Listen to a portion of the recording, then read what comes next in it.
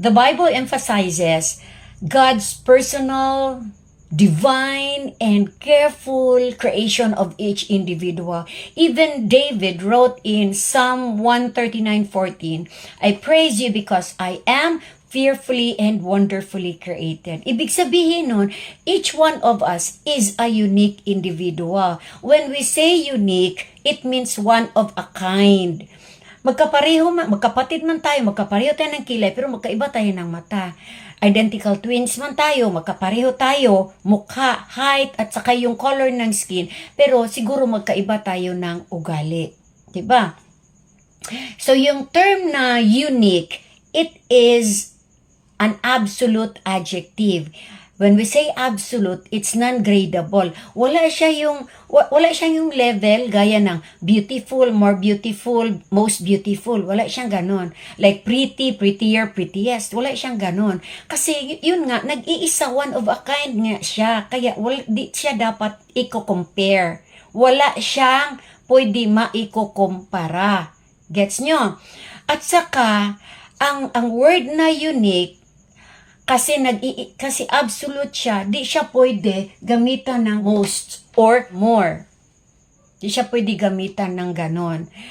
Kaya tayo, kung minsan mag-talk tayo ng, kung ang topic natin is about God's uniqueness, no? Kung nasa crowd tayo or nasa congregation tayo or sumusulat tayo ng formal write-up, logically and technically incorrect ang paggamit ng more and most sa katabi ng unique. Although, kung sa formal or informal na conversation lang, yung casual conversation, acceptable naman siya kasi marami na ang gumagamit. Ang nasa crowd tayo, iwasan talaga natin na gamitan ng more or most ang word na unique.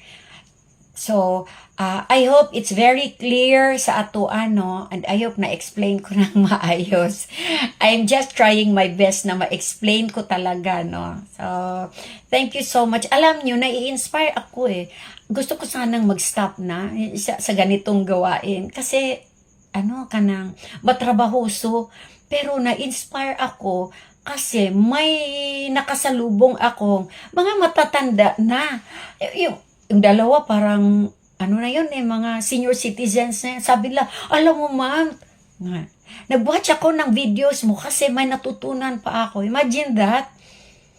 Anong care ng isang senior citizen na mag-learn pa ng grammar, mag-learn pa ng mga words sa English, 'di ba? Pero meron pala talagang nanonood sa video natin. So kaya sige lang, tuloy na tuloy. At saka meron pang isa, yung isang mama kasamahan ni Bong, sabi niya, ma'am, pinapanood ng anak ko yung video mo. In-encourage ko sa kanya na manood. Anak, ito yung nasa video, yung nagturo ng English, siya yung teacher, gano'n. So, na-inspire ako. Sana you will keep on supporting my page. You will keep on watching my videos. And kung pwede, try to comment naman or yung di lang mag-click ng like at saka heart. Try to comment. Pwede din kayo mag-ask ng questions. Okay? So, salamat sa inyong support. Thank you so much. God bless everyone.